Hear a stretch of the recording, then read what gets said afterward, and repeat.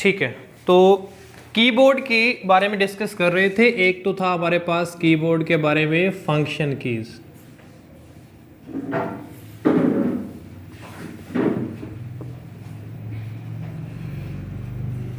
दूसरा था alpha numeric keys, तीसरी नेविगेशन कीज,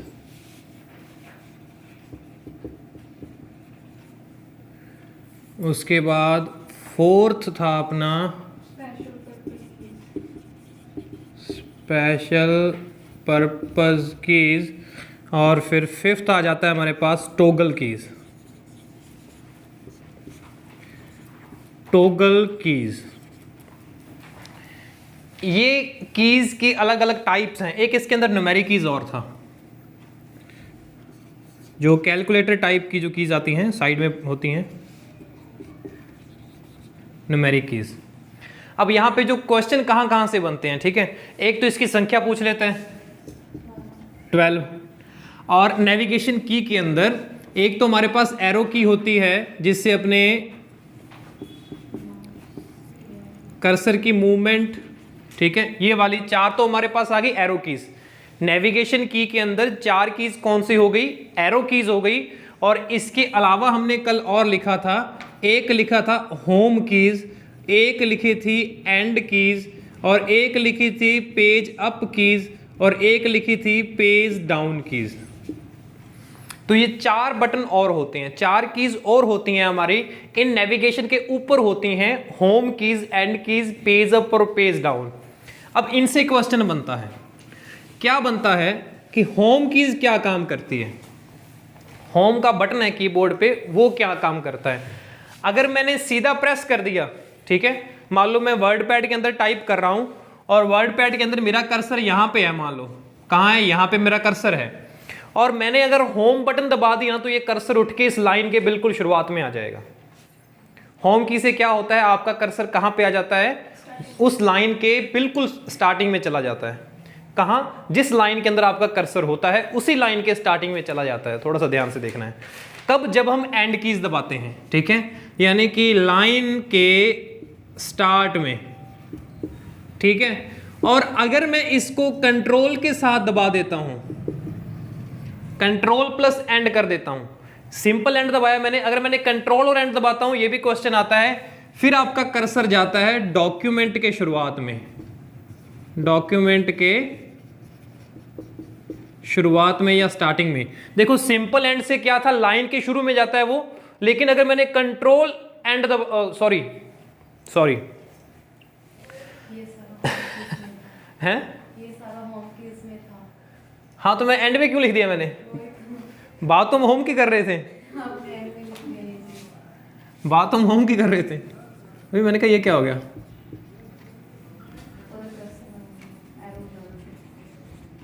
ये ठीक नहीं है, ये था, क्योंकि बात हम कर रहे थे होम कीज की।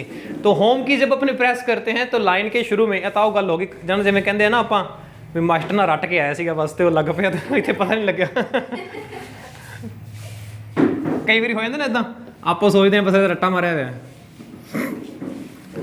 होम कीज लाइन के स्टार्ट में सिंपल प्रेस करूंगा, लेकिन कंट्रोल के साथ प्रेस कर दूंगा तो वो डॉक्यूमेंट के स्टार्ट में चला जाएगा। मान लो ये मेरा डॉक्यूमेंट है, जैसे ही मैंने कंट्रोल होम दबाया तो कर्सर मेरा बिल्कुल शुरुआत में यहाँ पे चला जाएगा, ठीक है, ये हो गया। अब एंड से इसका उल्टा है, अगर मेरा कर्सर यहाँ पे है और मैंने एंड प्रेस किया तो कर्सर आपका लाइन के लास्ट में चला जाएगा, और अगर आपने कंट्रोल एंड दबा दिया तो वो डॉक्यूमेंट के लास्ट में चला जाएगा, ठीक है। और एक डॉक्यूमेंट के अंदर अगर आपके पास 50 पेज हैं, 100 पेज हैं, तो अगर आपने कंट्रोल एंड दबा दिया तो आपके 100वें पेज के जब से लास्ट में कर्सर चला जाएगा, जितना आपने टाइप कर रखा है। तो एंड वाला लाइन के एंड में, लाइन के लास्ट में, और अगर आपने कंट्रोल प्लस एंड दबाया तो ये डॉक्यूमेंट के लास्ट में, डॉक्यूमेंट के लास्ट में। ये दो बटन का यूज ये होता है, इनसे क्वेश्चन भी आता है।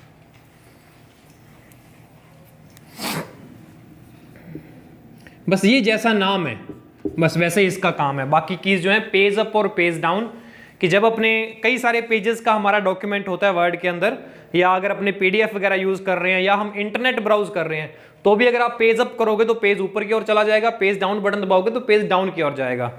आप क्या, अगर मैं भी बात करूं तो मैं भी इन बटनों का यूज नहीं करता, होम एंड का यूज करता हूं, लेकिन पेज अप और पेज डाउन का यूज नहीं करता। इसकी बजाय हम क्या यूज करते हैं, माउस की स्क्रॉल व्हील, है ना। स्क्रॉल व्हील भी तो यही करते हैं ना, अपने स्क्रॉल नीचे को स्क्रॉल कर दिया, पेज नीचे चले गए, ऊपर को किया तो ऊपर की ओर पेज चला गया। वही काम ये बटन करते हैं कीबोर्ड से, पेज अप और पेज डाउन। ठीक है, ये क्लियर हो गए बटन इतने चारों। ये नेविगेशन की था, नेविगेशन का मतलब होता है इधर उधर जाना। तो कर्सर को ही तो हम इधर उधर लेके जा रहे हैं इससे कर्सर जितना हम लेफ्ट साइड लेके जाएंगे तो इससे ले जाएंगे, जितना राइट साइड लेके जाना है इससे ले जाएंगे, जितना अप साइड को जाना है इससे ले जाएंगे, जितना डाउन को लेके जाना है इससे ले जाएंगे। लेकिन अगर लाइन के स्टार्टिंग में लेके जाना है तो होम दबा दूंगा, डॉक्यूमेंट के स्टार्टिंग में लेके जाना है कंट्रोल होम दबा दूंगा, लास्ट में लेके जाना है लाइन के लास्ट में तो एंड दबाऊंगा, डॉक्यूमेंट के लास्ट में तो कंट्रोल एंड दबाऊंगा। तो सब कर्सर के ही मूवमेंट को अपने चेंज करने हैं, तो इसलिए इसको बोलते हैं नेविगेशन कीज। अब स्पेशल पर्पस कीज के अंदर हमने कुछ कीज का नाम लिखे थे। एक लिखा था शिफ्ट, एक लिखा था कंट्रोल, एक लिखा था अल्ट, एक लिखा था एस्केप, एक लिखा था एंटर, एक लिखा था डिलीट, भी इसी के अंदर आ जाता है डेल की। तो कई तरह की कीज कुछ ऐसी हैं जो किसी कैटेगरी में नहीं आती। Shift keys, control keys, alternate keys, escape की, एंटर कीज, डिलीट की। अब इसके अंदर ये जो तीन कीज है ना हमारी, शिफ्ट, कंट्रोल और एंटर, शिफ्ट, कंट्रोल और एंटर, ये कीज जो होती हैं, ये इनका यूज सिंगल अपने आप में कोई यूज नहीं होता। इनको बोला जाता है कॉम्बिनेशन कीज। कॉम्बिनेशन, कॉम्बिनेशन का मतलब क्या होता है, कॉम्बिनेशन बना के किसी के साथ मिलके काम करना, तो वो होती है हमारी कॉम्बिनेशन कीज। कंट्रोल भी आपने जब शॉर्टकट में काम करते हो, अगर आपने केवल कंट्रोल दबा दिया कुछ नहीं होगा, लेकिन कंट्रोल के साथ ओ दबा दिया तो डॉक्यूमेंट ओपन हो जाएगा, है ना। कंट्रोल अकेला दबाओगे कुछ नहीं होता, लेकिन कंट्रोल एन दबा दिया तो नई फाइल आ जाएगी। तो कॉम्बिनेशन के साथ काम करती हैं। अल्ट अकेला दबाओगे कुछ नहीं होगा, लेकिन अल्ट F4 दबा दिया तो आपका प्रोग्राम जो है वो बंद हो जाएगा, एग्जिट हो जाएगा। ठीक है, शिफ्ट अकेला दबाओगे कुछ नहीं होगा, लेकिन शिफ्ट के साथ अगर कोई बटन दबा दोगे तो अगर वो स्मॉल में है तो वो कैपिटल में लिखा जाएगा, अगर आपका कैप्स लॉक ऑन है तो वो स्मॉल में लिखा जाएगा।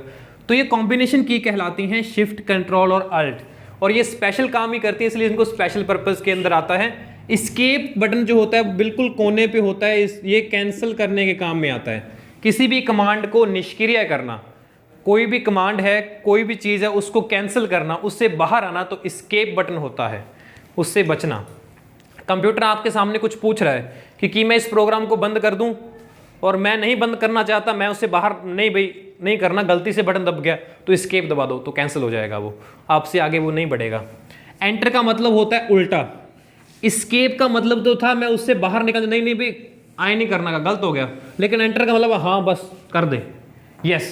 एस्केप और एंटर अपने आप के अपोजिट होते हैं। एंटर का मतलब होता है यस करना, कि कंप्यूटर अगर हमसे कुछ पूछता है, पहले दिन हमने ये कहा था कि कंप्यूटर में अंदर सोचने की क्षमता नहीं होती, और कंप्यूटर को कौन ऑपरेट करता है, यूज़र ऑपरेट करता है, कि कोई भी कंप्यूटर हो उसको चलाने के लिए किसी ना किसी यूज़र की ज़रूरत होती है। ठीक है, ताकि कंप्यूटर जो है इंस्ट्रक्शन किससे लेगा, हमसे लेगा। कंप्यूटर को कोई काम करना तो वो हमसे पूछेगा कि भाई अब मैं क्या करूं, यस करूं, नो करूं, इसको ओपन कर दूं, इसको प्रिंट कर दूं, इसको बंद कर दूं, हर एक काम हमसे पूछता है। तो फिर अगर हम उसको यस करना चाहते हैं, कंप्यूटर ने जो भी हमसे पूछा, और हम चाहते हैं कि हाँ भाई ठीक है कर दे, तो फिर हम एंटर प्रेस करेंगे। क्या प्रेस करेंगे, एंटर। लेकिन अगर हम कंप्यूटर को मना करना चाहते हैं तो फिर हम एस्केप प्रेस करेंगे। ठीक है, दोनों का काम पता लग गया। यहाँ पे एंटर का एक काम और होता है, वो मुझे आप बताओगे, आप सभी ने यूज किया हुआ है, एक काम और है एंटर बटन का। जब अपने कोई लाइन वगैरह कुछ लिख रहे हैं तो उसको अगर अपने आधी लाइन लिख दी, अब अपने कहते हैं कि न्यू लाइन से शुरू करें इस चीज को, तो एंटर ही प्रेस, तो एंटर प्रेस करते हैं। ठीक है, एक तो हो गया एक्सेप्ट करने के लिए, यानी कि कंप्यूटर को कमांड को एग्जीक्यूट करवाने के लिए, एंटर करने के लिए।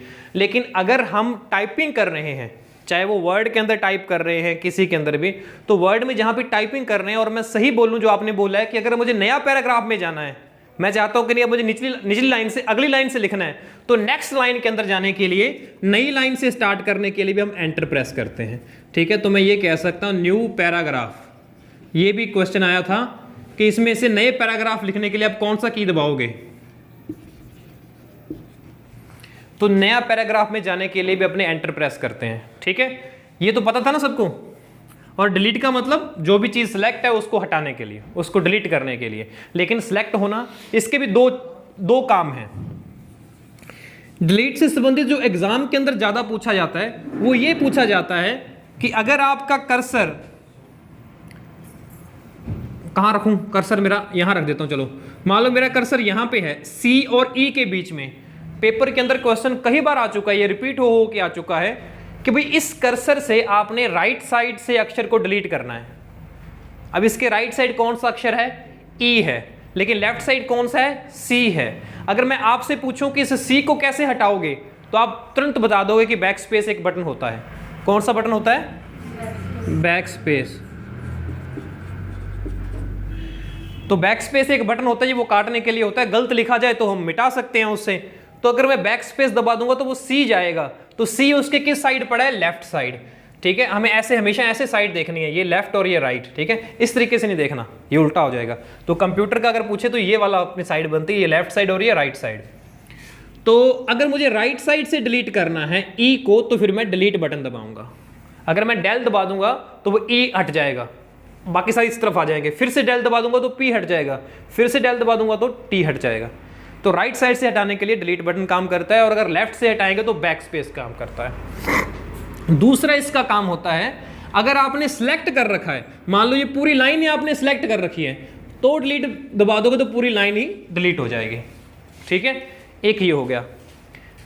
तीसरा इसका यूज है, जब आप एक्सप्लोर कर रहे हो ब्राउजर के अंदर, मान लो आपके पास ये फोटोज दिखा रहा है सामने कि भैया आपकी फोटोज पड़ी हुई हैं इतनी सारी, और आपने कहा कि इनमें से कुछ कुछ फोटोज मुझे डिलीट करनी है। तो आपने इस फोटो को क्लिक किया तो ये सिलेक्ट हो गई। ठीक है, और आप डिलीट दबाओगे तो वो डिलीट हो जाएगी, हट जाएगी। अगर आपने इसको सिलेक्ट किया तो वो सिलेक्ट, तो क्लिक करने से सिलेक्ट हो गई, और अगर आपने डिलीट दबा दिया तो वो हट जाएगी। तो डिलीट का ये भी यूज होता है। अब कोई ये बता सकता है कि अगर मुझे ये 6 हैं, अगर मुझे 6 की 6 पिक्चर एक साथ ही डिलीट करनी है तो क्या करूंगा, कैसे सिलेक्ट करूंगा, बस वो मैंने पूछना था। सिलेक्ट कैसे करूंगा इनको,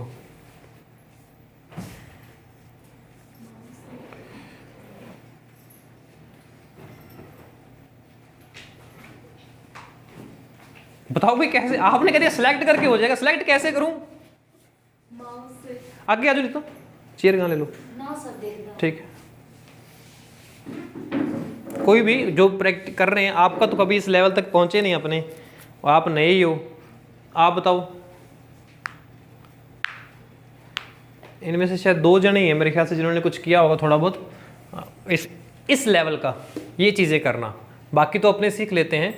देखो यहाँ पे यूज़ बताता हूँ। अगर ये अपने जब एक्सप्लोरर, पहले तो ये खोलते कहाँ हैं, एक्सप्लोरर के अंदर, एक्सप्लोरर, या इसका नाम होता है कई बार किस पीसी में, दिस पीसी। अगर आप ऐसा फंक्शन ओपन करोगे तो आपको एक विंडो ओपन होगी, प्रोग्राम विंडो, जिसके अंदर सारी फाइलें आपकी दिखाएगा कि ये आपकी फाइलें पड़ी हुई हैं। ठीक है, अब उस फाइलों को मुझे, अगर मुझे सारों को ही डिलीट करना है एक साथ, तो मैं सिलेक्ट ऑल कर दूंगा। क्या कर दूंगा, सिलेक्ट ऑल। और सिलेक्ट ऑल की एक शॉर्टकट होती है, क्या होती है, Ctrl+A। अगर मैं Ctrl+A दबा दूंगा तो उसका मतलब क्या होता है, सिलेक्ट ऑल। और ये सिलेक्ट ऑल या Ctrl+A, अगर आप किसी फाइल पे काम कर रहे हो, मान लो आप वर्ड के अंदर काम कर रहे हो, वर्ड के अंदर टाइपिंग कर रहे हो, लेकिन तब भी आपने Ctrl+A कर दिया ना, तो जितना आपने लिखा है वो सारा सिलेक्ट हो जाएगा, वो भी सिलेक्ट ऑल हो जाएगा। लेकिन अगर आपके सामने ऐसे फाइलें पड़ी हुई हैं तो Ctrl+A कर दोगे तो भी ये सारी सिलेक्ट हो जाएंगी, और तब आपने डिलीट बटन प्रेस किया तो ये सारी डिलीट हो जाएंगी। ठीक है, अब इसी के साथ में एक, अगर हम डिलीट का काम बात कर ही रहे हैं तो आगे क्या पता इसके बारे में चर्चा हो कि न हो, एक टॉपिक और बता देता हूं कि जब आपने फाइल को डिलीट किया, मैंने ये सारी सिलेक्ट करके डिलीट कर दी, तो अब डिलीट होने के बाद फाइलें जाती कहां पे हैं, तो इसका भी पेपर के अंदर क्वेश्चन आता है कि अगर आप फाइलों को डिलीट कर देते हो तो डिलीट करने के बाद आपकी फाइलें जाती कहां हैं। तो उसके लिए एक ऑप्शन होता है हमारे पास, रिसाइकल बिन। तो ये होता कहां पे है, रिसाइकिल बिन कहां पे होता है, हमारे डेस्कटॉप के ऊपर। हमारी स्क्रीन का जो डेस्कटॉप होता है, पहली स्क्रीन जो आपको सामने नजर आती है, वहां पे एक रिसाइकिल बिन का ऑप्शन मिलेगा, और इसका आइकन होता है डस्टबिन जैसा, जैसा हमारा डस्टबिन होता है वैसे इसका आइकन होता है। ठीक है, तो डिलीट की गई फाइलें कहां जाती हैं, रिसाइकिल बिन के अंदर। और रिसाइकिल बिन के अंदर क्यों जाती हैं? हमें एक चांस देने के लिए कि अगर आपको लगे कि आपकी गलती से कोई फाइलें डिलीट हो चुकी हैं तो आप रिसाइकिल बिन को ओपन करके वहां से फाइलों को वापस ला सकते हो, और जिसे बोलते हैं रीस्टोर करना। फाइलों को वापस आप क्या कर सकते हो? रीस्टोर कर सकते हो।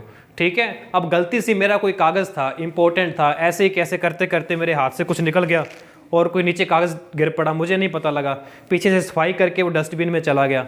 मैं ढूंढता फिर रहा हूँ, मेरा तो कोई कागज़ था, लेकिन फिर भी बता देते हैं कि चलो डस्टबिन में ढूंढ लेते हैं। वहाँ पे एक ऑप्शन तो है, अगर ज़रूरी होगा फिर तो मैं गंदगी में हाथ डाल लूँगा, हालांकि डस्टबिन में गंदगी इतनी होती नहीं, वो कौन सा थोड़ा सा कूड़ा कचरा ऐसा ही होता है, कागज़ वगैरह, तो फिर तो मैं उसको वहाँ से उठा लूँगा, एक ऑप्शन मिलता हमें।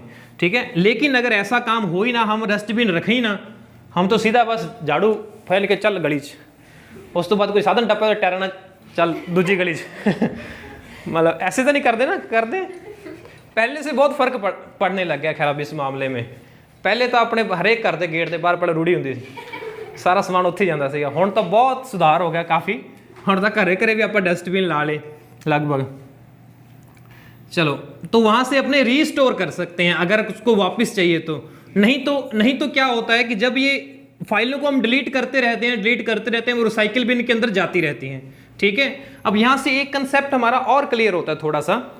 पहले तो मुझे ये बताओ कि हमारे कंप्यूटर के अंदर हम कोई फाइलों को सेव कर रहे हैं, ठीक है, जब सेव कर रहे हैं तो मतलब उसके अंदर जगह घेर रही है, ये तो क्लियर है ना। अगर फाइलों को हम कंप्यूटर के अंदर सेव कर रहे हैं तो कंप्यूटर के अंदर कोई प्रॉपर जगह बनी होगी, वो जगह उसकी ऑक्यूपाई हो रही है, घेर रहा है, यानी कि कंप्यूटर धीरे धीरे भर रहा है, उसकी जो स्टोरेज कैपेसिटी है वो धीरे धीरे भर रही है। अगर आपने उसको डिलीट कर दिया फाइलों को, और फाइलें कहाँ चलेंगी? रिसाइकिल बिन के अंदर। क्या जगह में कोई फर्क पड़ा? थोड़े कमरे चों से इत्थों मेरे को कागज सीगे, मैं इत्थों कागज चाह के डस्टबिन सिट दे, है तो ऐसे कमरे दे विच ही रहे, तो इसी के बीच में ना, चाहे वो डस्टबिन में है चाहे वो टेबल पे है, ठीक है, लेकिन स्पेस जो है उसका ऑक्यूपाई उतना रहा। तो इसीलिए अगर हमको लगता है कि भाई अब हमारे काम के नहीं है, हमने देख लिया, हमें कोई वापस नहीं लेके आना, तो हमें रिसाइकिल बिन को एम्प्टी करना होता है, इसको भी बाद में हटाना होता है कि एम्प्टी रिसाइकिल बिन का ऑप्शन से, तो वो फाइलें रिसाइकिल बिन से भी डिलीट हो जाती हैं, फिर हम उनको वापस नहीं ला सकते। ठीक है, क्लियर होगी बात? सर अगर कोई भी बिट को डिलीट करें, शिफ्ट के साथ करें डिलीट को, तो फिर वो रिसाइकिल बिन के बिना चली जाती है, नहीं होती ना उसी के हाँ, फिर वो रिसाइकिल बिन के अंदर नहीं जाती। तो यहाँ पे एक क्वेश्चन ये बनता है कि अगर हमें फाइलों को डिलीट करना है और हम चाहते हैं कि वो रिसाइकिल बिन के अंदर भी न जाएं, तो फिर हमें शिफ्ट के साथ डिलीट बटन दबाना पड़ेगा। अगर आप शिफ्ट के साथ डिलीट दबा देते हो तो फाइलें वो रिसाइकिल बिन के अंदर नहीं जाती, वो सीधा ही सड़कों पार।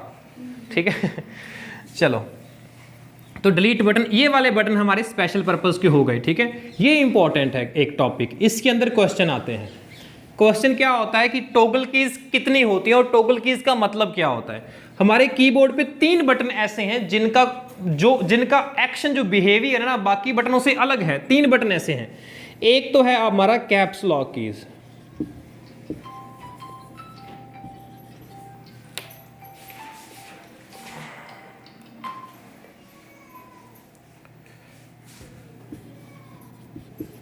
Caps lock keys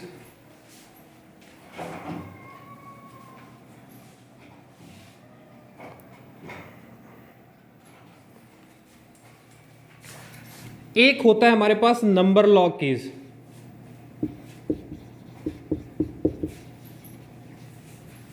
caps lock, number lock, और एक होता है हमारे पास स्क्रॉल लॉक। ये 3 कीज जिनके पीछे लॉक वर्ड लगता है, कैप्स लॉक, नंबर लॉक और स्क्रॉल लॉक, इन 3 बटनों को बोला जाता है टॉगल कीज। अब टॉगल का मतलब क्या है? देखो, बाकी जितने भी हमारे पास कीज हैं, अब मान लो मैं कोई बटन प्रेस करता हूं, यहां से अगर मैंने वाई दबाया तो वाई टाइप हो जाएगा, यही होगा। ठीक है, स्पेस दबाया तो स्पेस आ जाएगा। बाकी कोई भी बटन मैं एक बार दबा दिया तो उससे जितनी बार मैंने प्रेस किया उतनी बार वो जो भी एक्शन होगा वो ले लेगा। अगर मैंने F1 दबा दिया तो हेल्प का मेन्यू ओपन हो जाएगा। ठीक है, लेकिन 3 बटन हैं। एक तो है कैप्स लॉक, ये वाला, यहाँ पे कैप्स लॉक, इसका यूज आपको पता है ना, क्या काम करता है कैप्स लॉक? अगर मुझे कैपिटल में लिखना है, देखो ये बटन छोटा ABC में टाइप हो रहा है, अगर मैं कैपिटल में लिखना चाहता हूं तो मैं इसको प्रेस कर दूंगा, और एक तो कैप्स लॉक हो गया। एक ये वाला बटन है नंबर लॉक, और एक यहाँ पे है स्क्रॉल लॉक ये वाला बटन, और एक अपने कीबोर्ड पे इधर 3 इंडिकेटर होते हैं। 3 इंडिकेटर जो होते हैं इनके ऊपर भी यही नाम लिखा हुआ है। पहला इंडिकेटर है नंबर लॉक के लिए, अभी कोई जल रहा है क्या इंडिकेटर? नहीं जल रहा, अब ऑन हुआ, ठीक है। अब नंबर लॉक देखो मैंने बटन प्रेस किया तो अब ये ऑन हो गया, मतलब अब ये बटन अपना काम कर रहा है। जब अब ये दबा हुआ भी नहीं, ऐसे भी नहीं कि मैंने दबा के रख रखा है, नहीं, मैंने जस्ट एक बार प्रेस करके छोड़ दिया तब ये ऑन हो गया, मतलब अब ये अपना काम कर रहा है, ये बटन अभी भी कर रहा है जब तक इसको मैं दोबारा प्रेस ना कर दूं। अब ये ऑफ हो गया। जब एक ही बटन से कोई काम ऑन भी हो रहा है और ऑफ भी हो रहा है तो उस बटन को बोलते हैं टॉगल की। क्या बोलते हैं? Toggle keys. उसी बटन को एक बार प्रेस किया तो वो ऑन हो गया, दूसरी बार प्रेस किया तो वो ऑफ हो गया। अब इस तरीके से कैप्स लॉक है, तो बीच वाली जो इंडिकेटर होता है वो कैप्स लॉक के लिए होता है। अब ये वाला ऑन हो गया बीच वाला, ठीक है। दोबारा प्रेस करूंगा तो यानी कि अब सारा कैपिटल में लिखे जाएंगे, और अगर मैंने दोबारा प्रेस कर दिया तो सारे स्मॉल में लिखे जाएंगे। और तीसरा आता है स्क्रॉल लॉक, ये वाला। अब ये स्क्रॉल लॉक ऑन हो गया, इसीलिए इनको बोलते हैं टॉगल कीज। और 3 ही इंडिकेटर होते हैं, और इंडिकेटर इन्हीं बटन के लिए इसीलिए दिए जाते हैं कि हमें पता कैसे चले कि कब ये ऑन होते हैं और कब ये ऑफ होते हैं। इसीलिए इंडिकेटर दिए गए हैं कि हम इंडिकेटर से देख के पहचान सकते हैं कि कब ये ऑन है और कब ये ऑफ है, ठीक है। तो और ऑन और ऑफ का काम होता है। अब इन तीनों का काम देखिए। कैप्स लॉक का काम आप पहचान गए कि जब हमें टाइप करते हैं तो टाइपिंग के वक्त अगर हम स्मॉल ABC में लिख रहे हैं, अगर मुझे कैपिटल में लिखना है, बड़े में लिखना है, तो मैं कैप्स लॉक बटन को ऑन करूंगा, ठीक है। तो क्वेश्चन आ सकता है कि जब आपने कैपिटल लेटर में टाइप करोगे तो उसके लिए आपको किस बटन को ऑन प्रेस करना अवश्य होगा? तो कैप्स लॉक को ऑन करना होगा, ठीक है। और दूसरी बात नंबर लॉक। अब यही वाला जो है आपके पास न्यूमेरिक कीज जो है कैलकुलेटर टाइप की, अगर आप इसी को देखो, अब अगर मैं ये प्रेस करूं तो कोई भी चीज टाइप नहीं होगी, ठीक है, क्योंकि यहाँ पे एक बटन और लगे हुए हैं। ये एरो का बटन है, ये ऊपर वाला, ये नीचे वाला, ये राइट साइड लेफ्ट साइड, ये होम बटन, ये एंड बटन, ये पेज डाउन पेज अप। लेकिन अगर मुझे वास्तव में टाइप करवाना है फिर मुझे नंबर लॉक ऑन करना पड़ेगा। कई बार आप पासवर्ड भरते होगे, आपने देखा सर ये बड़े बटन तो काम ही नहीं कर रहे, तो काम इसलिए नहीं कर रहे होते क्योंकि नंबर लॉक ऑफ होता है। तो आपने सबसे पहले इसको देखना है कि ये ऑन है कि नहीं। अब ये ऑन हो गया, अब ये टाइप करेंगे 1 2 3 4 5 जो भी है, अब ये काम करेंगे उस हिसाब से।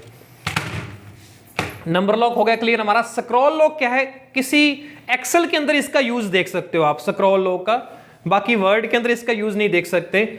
जब आप पेज को ऊपर नीचे करते हो, स्क्रॉल करते हो, तब क्या होता है, आपका कर्सर की पोजीशन वहीं पे लॉक हो जाती है, केवल पेज ऊपर नीचे होता है, ठीक है। 2 तरीके होते हैं। अगर मान लो आप पेज अप पेज डाउन करते हो, एक तो आपका कर्सर ऊपर नीचे चला जाए कि ऊपर की ओर मैंने बटन दबाया और मेरा कर्सर ऊपर की ओर बढ़ रहा है, ठीक है। मैंने नीचे वाला पेज डाउन का बटन दबाया तो मेरा कर्सर पेज डाउन नीचे की ओर बढ़ रहा है, तो वो तो हो गया हमारा स्क्रॉल वाला। लेकिन अगर मैंने स्क्रॉल और बटन दबा दिया तो क्या होगा, मेरा कर्सर वहीं पे लॉक हो जाएगा। कर्सर तो जहां पे था वहीं रहेगा, लेकिन मेरा पेज ऊपर नीचे बढ़ता रहेगा, कर्सर की पोजीशन चेंज नहीं होगी। तो ये स्क्रॉल लॉक वाला बटन होता है। एक्सेल के अंदर इसको यूज करके देख लेना, अदरवाइज इसका और ज्यादा कहीं यूज नहीं होता इस बटन का। कहा था? हाँ जी पूछ लो, ठीक है, 10 कर दो फिर। अच्छा आपके वो पास हो गए क्या? वेट करना पड़ेगा भाई।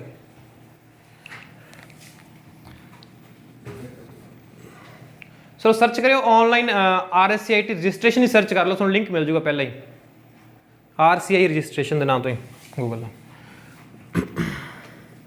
ठीक है। तो 3 तरह की हमारे पास टॉगल की होती है, इनका नाम पता होना चाहिए तीनों का, और काम ऑन ऑफ करने का काम में आता है। न्यूमेरिक कीज हमारे वही जो नंबर कीज अभी हमने यूज किया था वो होती हैं। तो कीबोर्ड के लिए अपने काफी ज्यादा टाइम दे दिया, इतनी सी कीज होती हैं और यही इनके काम होते हैं।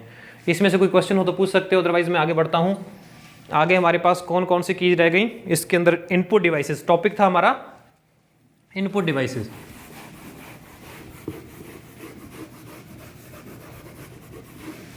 ये साथ साथ इसको ना अभी पढ़ लेना, ये page down page up and, आपको बुक पढ़ने की जरूरत नहीं पड़ेगी, आधे क्वेश्चन यहीं पे क्लियर हो जाएंगे। आप 1-2 बार बस इसका यहीं पे रिवीजन करते रहो ना, नहीं तो अपने वैसा स्टार्ट कर देंगे, हाँ जी बोलो जी 1-2 बार ये खड़े होके। फिर मैं छोटी क्लास में पहले उन्होंने से, हाँ जी हाँ जी टॉगल कीज कौन कौन सी? कैप्स लॉक, हाँ जी, आगे न्यूमेरिक, आगे स्क्रॉल लॉक, 2-3 बार बोलोगे याद हो जाएगा। अब तो लोगों ने ना ये फर्क बना रखा है कई टीचर्स ने, तो वो कहते हैं कि ऑफलाइन का मतलब ये है कि आपको हम यहीं पे याद करवा देंगे जी, बाकी तो आप ऑनलाइन भी पढ़ लोगे ये चीज़। तो अगर आप आगे से आपका रिस्पॉन्स ही नहीं रहेगा, आपने कुछ बोला ही नहीं, फिर तो ऑनलाइन भी देखते रहो वीडियोस, है ना। तो अब ये कहते हैं कि ऑफलाइन का ये फ़ायदा है कि हम क्लास के अंदर याद करवा देते हैं। चलो ठीक है।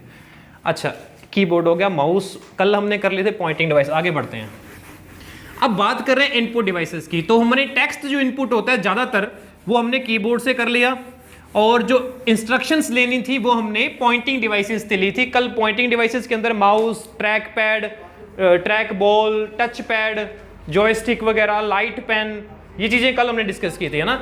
एक मैं डिस्कस कर रहा हूँ, 4 इंपॉर्टेंट चीज़ें हैं इसके अंदर, 4 इंपॉर्टेंट है जिनके बारे में एक के बारे में क्वेश्चन लगभग आ जाता है, ठीक है। एक तो होता है आपका OCR, एक होता है BCR, एक होता है MICR और एक होता है OMR।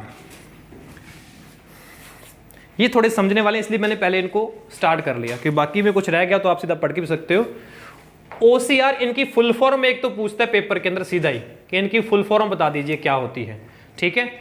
OCR के लिखते हैं आपने, O का मतलब ऑप्टिकल, ठीक है, C का मतलब यहां पे करेक्टर, और R का मतलब यहां पे recognition.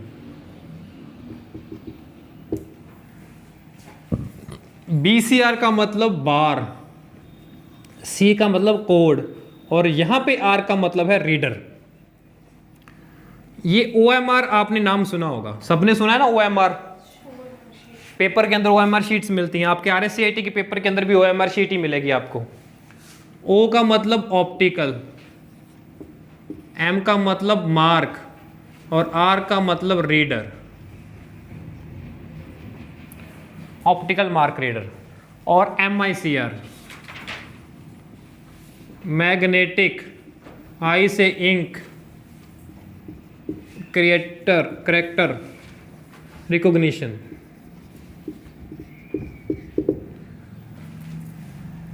Magnetic, ink, character, recognition, ये चारों की फुल फॉर्म है एक तो। अब इसमें से इनकी फुल फॉर्म को थोड़ा सा याद कैसे रखना है, एक तो जहां पे बीच में आ जाए करेक्टर वर्ड, पहले तो O जहां पे भी आता है, O का मतलब ऑप्टिकल है, चाहे वो OMR है चाहे वो OCR है, O का मतलब क्या है, ऑप्टिकल है, तो ऑप्टिकल आ गया, ऑप्टिकल आ गया। अब C के अंदर, OCR के अंदर और MICR के अंदर, MICR OCR, अब यहां पे C का मतलब करेक्टर से है, तो जब करेक्टर से इसका मतलब है तो R का मतलब रिकॉग्निशन का है, करेक्टर रिकॉग्निशन और करेक्टर रिकॉग्निशन, ठीक है। लेकिन BCR ही एक ऐसा है जहां पे C का मतलब कोड है और R का मतलब, अब ये कोड है तो कोड को वो सिर्फ रीड करेगा, तो इसका मतलब आ गया रीडर, ठीक है। 2-3 बार इसकी आप ध्यान से पढ़ोगे, और पेपर के अंदर क्या होता है कि वो थोड़ा थोड़ा फर्क डाल देता है। 4 ऑप्शन देगा आपको, OCR की फुल फॉर्म के अंदर आपको यहां पे ये भी दे देगा ऑप्टिकल कोड रिकॉग्निशन या ऑप्टिकल करेक्टर रीडर, तो ऐसे भी वो चेंजेस कर देगा, तो आप कंफ्यूज होने के पूरे चांसेस होते हैं पेपर के अंदर, ठीक है। तो ये ध्यान से थोड़ा सा देख लेना, OCR ऑप्टिकल करेक्टर, यहां पे करेक्टर है तो वो उसके साथ हमेशा रिकॉग्निशन आएगा और कोड के साथ रीडर आएगा। अब इनका यूज देखते हैं कहां कहां है जी। क्या वीडियो क्लियर नहीं हुई है, फोकस आउट हो रहा है ना, एक तरह फोकस लॉक भी है नहीं गा।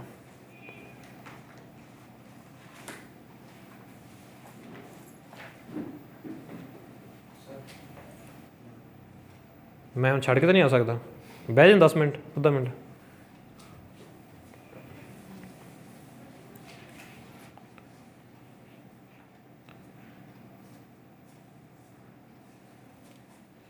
फोकस लॉक नहीं होता।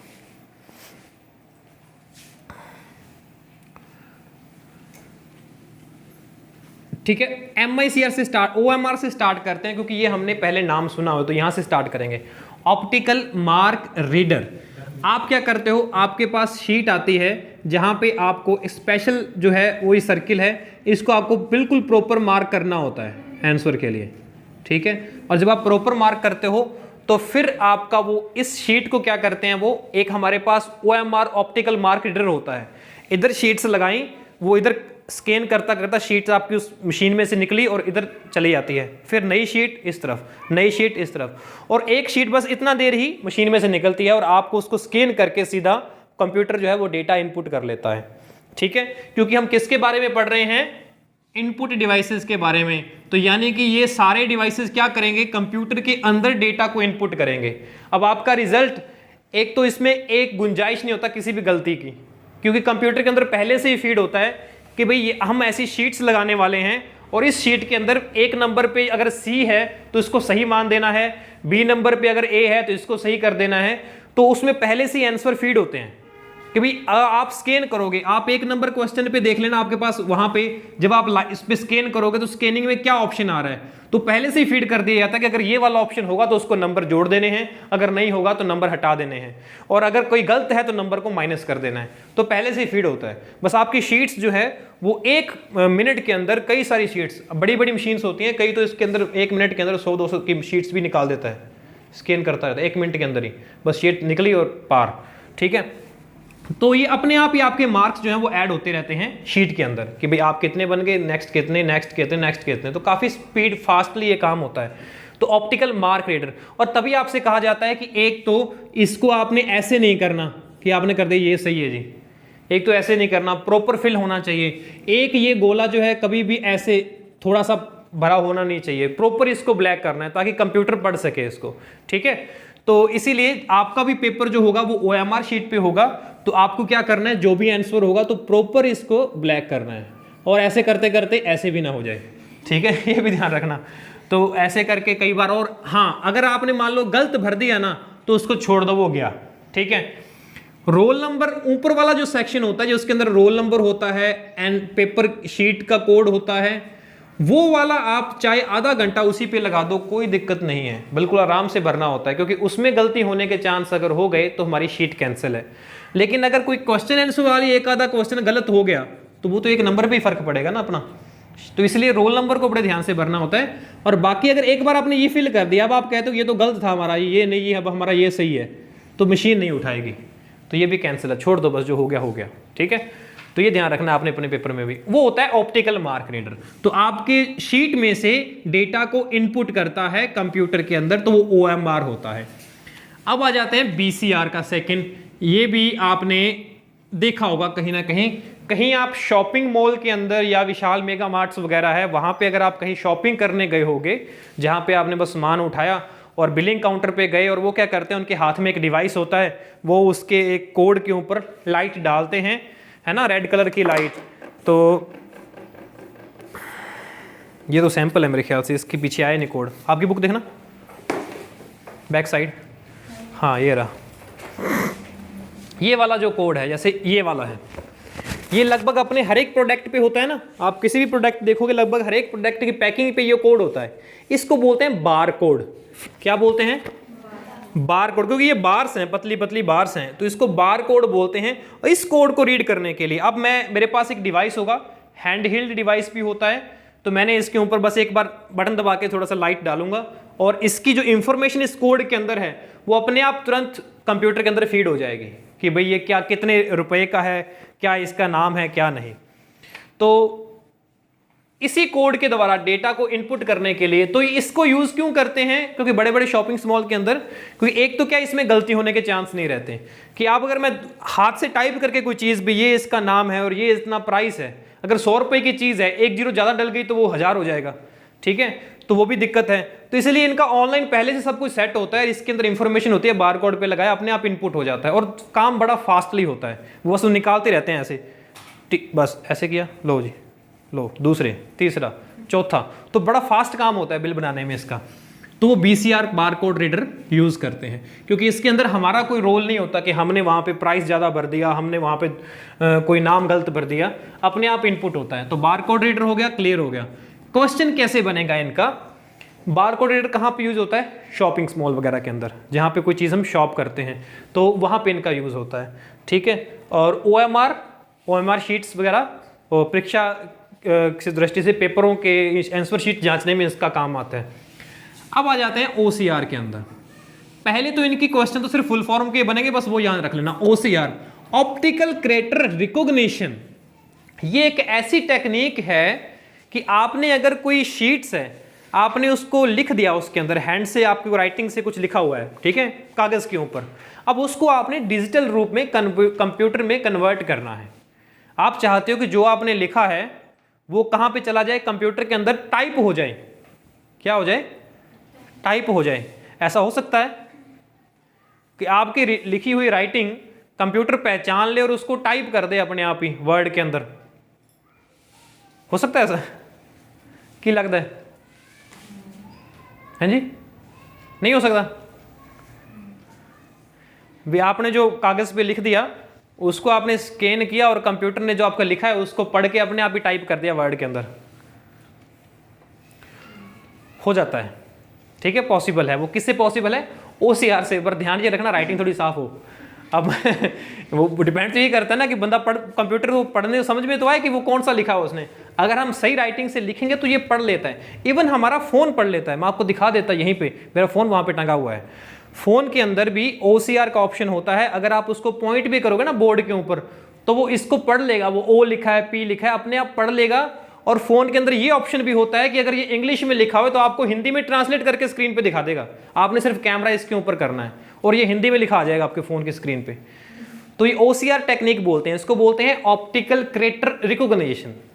ठीक है, कि कंप्यूटर इतना पावरफुल हो चुका है कि जो आपने लिखा हुआ उसको पढ़ भी लेता है और उसको ट्रांसलेट भी कर लेता है। OCR character recognition. इससे क्या होता है? इससे हुआ क्या? इससे जो हमारे बहुत पुराने रिकॉर्ड थे, कुछ साहित्य था, लिटरेचर था, जो बड़े बड़े लोगों का लिखा हुआ था राइटिंग से, उनको डिजिटल करने में टेक्निक में मदद मिल रही है। सब ऑनलाइन हो रहा है रिकॉर्ड, ठीक है, वो सारा। तो इससे वो सारी चीज़ें क्या है? ऑनलाइन हो रही हैं, डिजिटल हो रही हैं। अब OCR के संबंधित अगर मैं टेक्निकल रूप से बात करूं, देखो दो चीजें हैं। इसी के साथ ना मैं एक चीज और पढ़ लेता हूं, इनपुट डिवाइसेस के अंदर एक और पढ़ता हूं, फिर थोड़ा सा क्लियर हो जाएगा। इनपुट डिवाइसेस एक हमारा होता है स्कैनर। क्या होता है? स्कैनर। एक इनपुट डिवाइसेस कौन सा होता है? स्कैनर। हमारे भी यहां पे पड़ा हुआ है, प्रिंटर के साथ ही लगा हुआ है, ठीक है। इसका यूज क्या होता है? जब आप फॉर्म वगैरह भरवाते हो, आपकी फोटोज लगनी होती है, आपके साइन फॉर्म के अंदर लगने होते हैं, है ना, फोन के फोटो भी और साइन भी, तो वो अब आपके तो हाथ में है, लेकिन और कागज पे आपने साइन कर दिया। अब मुझे कंप्यूटर के अंदर चाहिए, इनपुट करवाने हैं, तो वो मैं करवाता हूं स्कैनर से। किससे करवाता हूं? स्कैनर से। अब फर्क क्या है कि स्कैनर से क्या होता है? वो एज ए पिक्चर के रूप में इनपुट होता है, एज ए फोटो के रूप में इनपुट होता है। आपने जो चीज लिख दी उसको स्कैन किया तो उसकी फोटो अपने आप कंप्यूटर के अंदर इनपुट हो जाएगी। किस टाइप में जाएगा वो? पिक्चर के रूप में। किस टाइप में? पिक्चर के रूप में, कि आपका जो डेटा है वो एज ए पिक्चर के रूप में इनपुट होगा कंप्यूटर के अंदर। लेकिन OCR के अंदर ऐसा नहीं होता। OCR के अंदर भी स्कैन होता है, इसके अंदर भी स्कैन होता है, लेकिन इसके अंदर वो डेटा आपका कन्वर्ट हो जाता है डिजिटल फॉर्म के अंदर। OCR में क्या हो जाता है? कन्वर्ट हो जाता है डिजिटल फॉर्म के अंदर। ये फर्क है OCR में और स्कैनर में, ठीक है। करते दोनों ही इनपुट का काम है, लेकिन स्कैनर में जो चीज आपने इनपुट की वो हूबहू वैसे ही उसकी पिक्चर इनपुट हो जाएगी, लेकिन OCR में वो उसको पढ़ के, उसको रिकॉग्नाइज करके, उसको डिजिटल फॉर्म में कन्वर्ट कर देता है और उस टेक्स्ट को फिर अपने कॉपी भी कर सकते हैं, पेस्ट भी कर सकते हैं, कुछ भी कर सकते हैं। तो वो OCR होता है। तीन चीजें हो गई। इससे संबंधित क्वेश्चन आता है पेपर के अंदर, बहुत बार आता है, और इसके लिए एक वर्ड याद रखना है और वहीं पे आपको आंसर मिल जाएगा। वो वर्ड मैं हिंट आपको दे देता हूं, बैंक। पेपर के अंदर क्वेश्चन आ जाए और वहां पे अगर आपको पूरे क्वेश्चन की लाइन में कहीं बैंक लिखा मिल जाए तो उसका आंसर आपने ये करना है, बस, बाकी कुछ नहीं पढ़ना। आपको नीचे 4 ऑप्शन मिल गए, लब्बे नहीं लिंक की कहते तो MICR, magnetic ink character recognition, यानी कि इनका यूज बैंक्स के अंदर किया जाता है। जब बैंक के चेक वगैरह पब्लिश होते हैं तो चेक के नीचे जो चेक की इंफॉर्मेशन होती है, कोड होता है, वो एक स्पेशल इंक से लिखा जाता है। वो किस प्रकार की इंक होती है? मैग्नेटिक इंक होती है। अब उसको रीड करने के लिए कि ये जो चेक और DD जो आया है, DD के साथ भी ऐसा ही होता है, ये वाकई में किसी बैंक ने जारी किया है या मैं घर पे ही बना के कंप्यूटर से प्रिंट निकाल के ले गया, तो ये इंफॉर्मेशन चेक करने के लिए उनके पास एक मशीन होती है, magnetic ink character recognition, MICR machine होती है, और वो DD और चेक उसके अंदर डालते हैं तो वो उसको पढ़ लेता है कि हाँ भाई खास तरह की जो इंक है उससे वो इनपुट ले लेता है। तो ये बैंक के अंदर यूज होता है MICR जो होता है ज़्यादातर इसी के अंदर। बस इसीलिए पेपर के अंदर यही क्वेश्चन आता है, अगर बैंक का वर्ड आ जाए तो क्या आंसर करना है? MICR। तो चारों इनपुट डिवाइसेस बहुत इंपॉर्टेंट थे, चारों के बारे में फुल फॉर्म इंपॉर्टेंट थी, एक एक इनका यूज इंपॉर्टेंट था, वो आपको बता दिया। और साथ में हमारा स्कैनर भी अपना क्लियर हो गया। अब और गिनते हैं कौन कौन से और इनपुट डिवाइसेस रह गए। एक रह गया हमारा वेब कैम, है ना, नाम सुना हुआ है वेब कैम का, कैमरा, कि आपकी फोटो डायरेक्टली कंप्यूटर के अंदर इनपुट हो जाए, या आपका वीडियोस, जैसे आप वीडियो कॉल करते हैं तो वो भी कंप्यूटर के अंदर इनपुट होता रहे। आपने आधार कार्ड बनवाए हैं तो आधार कार्ड पे जो पिक्चर आपकी आती है वो किससे खींचते हैं, वो वेब कैम से खींचते हैं। कि आपकी लाइव पिक्चर को इनपुट करना, किस पिक्चर को, लाइव पिक्चर को, लाइव पिक्चर को कंप्यूटर में इनपुट करना है तो हम वेबकैम यूज करते हैं। या ऑनलाइन चैटिंग या वीडियो कॉन्फ्रेंसिंग के अंदर जो कैमरा यूज किया जाता है, जो इनपुट डिवाइस यूज किया जाता है, वो भी वेबकैम होता है। ठीक है,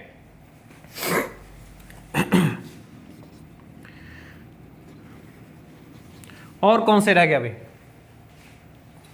इनपुट डिवाइसेस?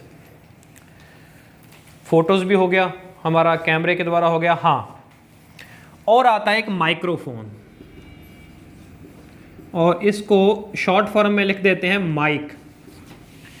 कि आप कुछ बोल रहे हो, जैसे मैं बोल रहा हूं और मेरी आवाज उसके अंदर कंप्यूटर के अंदर इनपुट हो रही है, कंप्यूटर के अंदर रिकॉर्ड हो रही है, तो ये भी कंप्यूटर के अंदर जा रही है, तो इसका मतलब इनपुट डिवाइस है।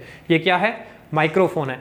इसमें ना बहुत सारे को डाउट हो जाता है, वो ना अगर बोला जाए ना कि भाई हमारे आवाज को रिकॉर्ड करने के लिए कहते हैं स्पीकर, अगर बोल दिया जाए, अपने कहते हैं कि हाँ जी स्पीकर जितना बोल दिया, अपने नॉर्मल सामान्य भाषा में पता क्या कह देते हैं कि आना आप होका तो होना सी, हाँ कहना स्पीकर च बोल दें। अरे बोलना माइक में होता है, स्पीकर में नहीं होता।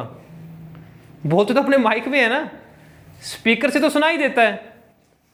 तो इनपुट के लिए तो माइक्रोफोन होता है, इनपुट के लिए क्या होता है? माइक्रोफोन। मैं माइक में बोलूंगा, स्पीकर हमारा आउटपुट डिवाइस है, स्पीकर तो उस आवाज को बाहर सुना रहा है। ठीक है, तो माइक्रोफोन या माइक ये भी हमारे पास इनपुट डिवाइस होता है हमारी ऑडियो डेटा के लिए। तो पिक्चर के लिए वेबकैम आ गया, लाइव पिक्चर के लिए। और अगर मुझे वैसे कोई डॉक्यूमेंट स्कैन करवाने हैं तो स्कैनर आ गया। और अगर मुझे कोई डॉक्यूमेंट को डिजिटल फॉर्म में कन्वर्ट करवाना है, जो रिटन मैटर है, तो फिर OCR का यूज करूंगा। और कुछ बार कोड्स हैं, उनसे इंफॉर्मेशन मुझे गैदर करनी है, इनपुट करने हैं, तो BCR का यूज करूंगा। और चेक DDs वगैरह को इंफॉर्मेशन इनपुट करनी है, MICR का यूज करूंगा। और मेरे पास एग्जाम संबंधित कोई शीट्स हैं, रिजल्ट शीट्स, उनको स्कैन करना है तो मैं OMR का यूज करूंगा। और ये कई तरह के हो गए हमारे पास। और देख लेते हैं कोई एक आधा बच गया होगा तो हमारा इनपुट डिवाइसेस तो कंप्लीट हो गए मेरे हिसाब से। तो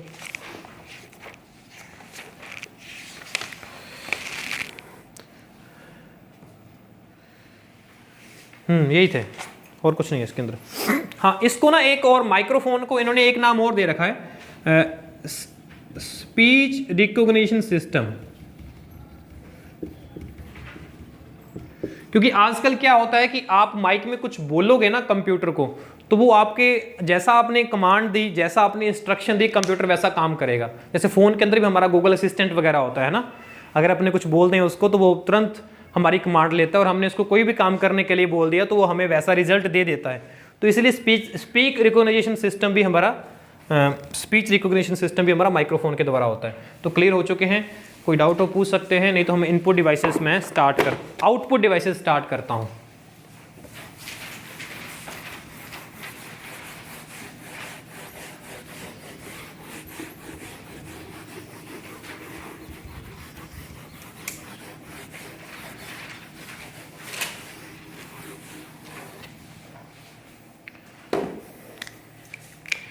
अब आउटपुट जो होता है मतलब कंप्यूटर से कुछ बाहर आएगा, है ना। कंप्यूटर ने कोई कार्य किया, कंप्यूटर में हमने कोई काम किया, तो वो हमें कंप्यूटर बाहर दिखाएगा, वो कहलाता है हमारा आउटपुट। क्या कहलाता है? आउटपुट। और उसके लिए अब कोई डिवाइसेस चाहिए तो वो डिवाइस कहलाएंगे आउटपुट डिवाइसेस।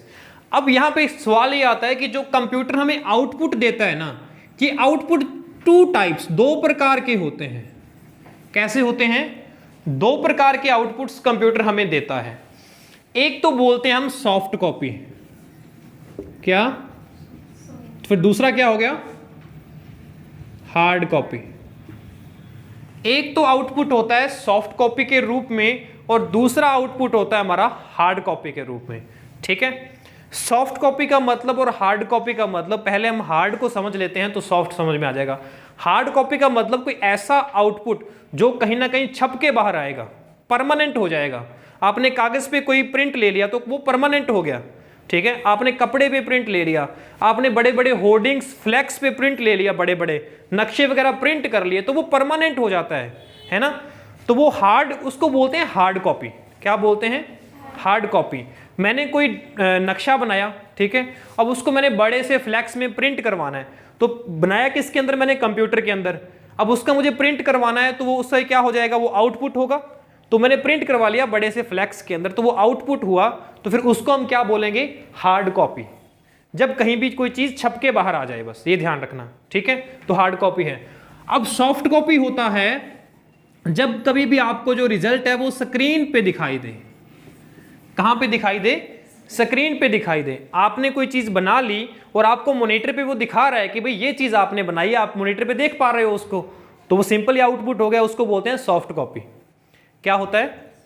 Soft copy. दूसरा तरीका, आपने फाइल बनाई यहाँ पे, ठीक है, और मैंने कह दिया कि भाई इसको मुझे आप व्हाट्सएप कर दो। आपने मुझे कंप्यूटर से व्हाट्सएप कर दी, कहीं प्रिंट नहीं लिया, कहीं कुछ नहीं लिया, सीधा ही आपने साइट खोली, व्हाट्सएप का लिंक खोला कंप्यूटर के अंदर, या मोबाइल पे अगर मैंने बोल दिया, मोबाइल पे आपके पास कोई मैसेज आया या कुछ आपके पास डॉक्यूमेंट आया, मैंने कहा इसको मुझे व्हाट्सएप करके भेज दो स्क्रीनशॉट लेके, आपने स्क्रीनशॉट लिया, व्हाट्सएप कर दिया, तो वो कहीं प्रिंट हुआ? नहीं हुआ, ठीक है, वो सीधा ही मेरे फ़ोन पे चला गया, आपकी स्क्रीन से मेरी स्क्रीन पे मैंने पढ़ लिया उसको, ठीक है। या ऑफिशियली अगर यूज़ करें, आजकल तो क्या है, धीरे धीरे व्हाट्सएप भी ऑफिशियली यूज़ होने लग गया है, लेकिन पहले इन चैटिंग्स जो एप्लीकेशन है ना, इनको ऑफिशियली नहीं मानते थे। अगर आपको ऑनलाइन डॉक्यूमेंट भेजना होता तो आपको ईमेल का यूज़ करना होता था। किसका? ईमेल का। अगर आपने कहीं नौकरी के लिए अप्लाई करना है, मान लो, ठीक है, अगर आप कहीं प्राइवेट जॉब के लिए जाते हो तो उन्होंने आपको बोल दिया कि ऐसे करो जी, आप अपना रिज्यूम बना के ना आप हमें ईमेल कर दो। क्या कर दो? ईमेल कर दो। तो वो हमने कैसे भेजा उसको? वो एज ए सॉफ्ट कॉपी बोला जाएगा। हमने उनको क्या भेजी? सॉफ्ट कॉपी, जिसे हम पीडीएफ के रूप में भी कह देते हैं कि पीडीएफ उनको मेल कर दी, ठीक है। और अगर कोई कहे कि नहीं जी ये हमारा पोस्टल एड्रेस है, आपको उस फार्म को प्रिंट निकाल के उसको लिफाफे में बंद करके हमें भेजना पड़ेगा, तो फिर अगर हमने प्रिंट ले लिया तो वो कौन सा कहलाएगा? हार्ड कॉपी है। तो वो फिर उनको हार्ड कॉपी भेजनी पड़ेगी।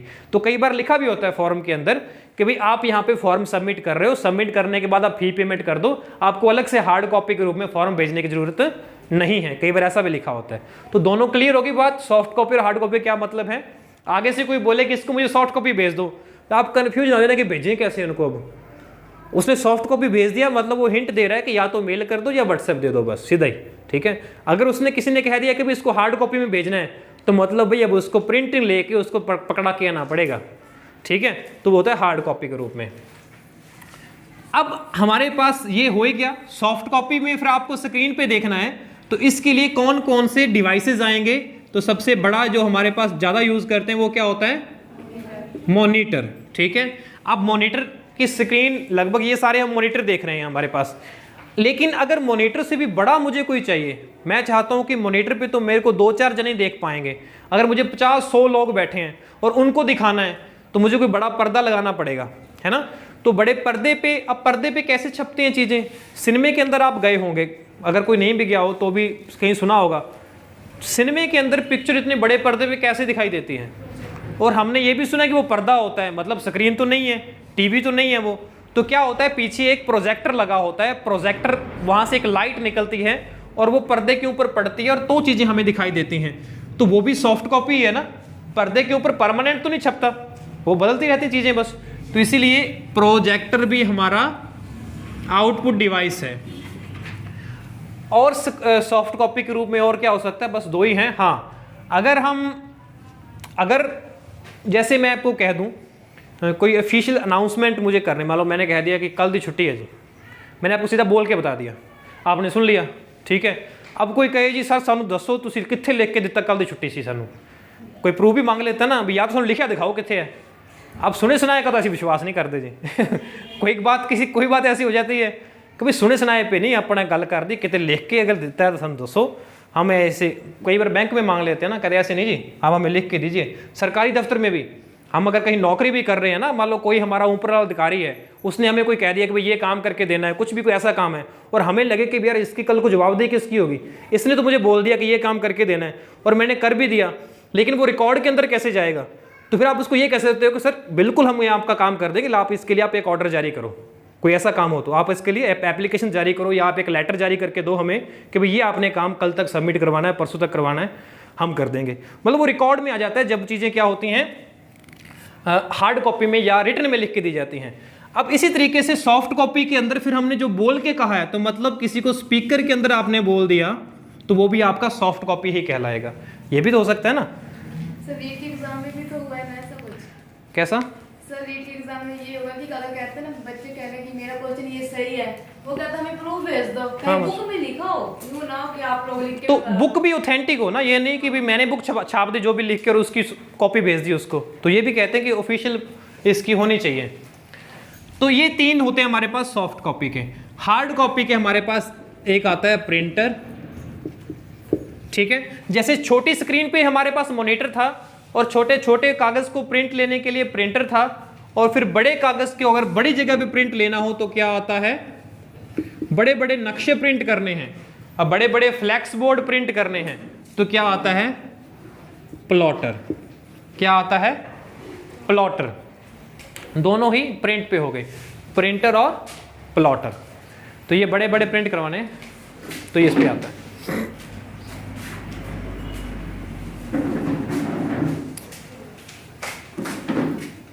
ठीक है, तो ये मेन होते हैं हमारे पास आउटपुट। आउटपुट डिवाइसेस अगर वैसे गिना जाए तो ज़्यादा नहीं है, अब यहाँ पे 5 ही आए हैं, ये प्रिंटर आ गया, ये प्लॉटर आ गया, और ये मॉनिटर, प्रोजेक्टर और स्पीकर, ठीक है। लेकिन अब इनकी आगे कैटेगरीज है ना जो वो बहुत बड़ी बड़ी हैं। प्रिंटर कई प्रकार के हैं तो कल अपने उसको पढ़ेंगे, मॉनिटर कई प्रकार के हैं कल उनको पढ़ेंगे। तो इसीलिए सेकंड जो चैप्टर है हमारा वो सबसे बड़ा चैप्टर है, बस इसके अंदर अपना 3 दिन लगते हैं। बाकी के चैप्टर, कई चैप्टर ऐसे भी हैं जो 2-2 चैप्टर एक दिन के अंदर हो जाएंगे, 3-3 ऐसे भी हैं। तो बाकी की चीज़ें अपने करेंगे कल। अब इसके अंदर हमारे पास सिर्फ आउटपुट डिवाइसेस का रह गया और उसके बाद मेमोरी वगैरह है इसके अंदर।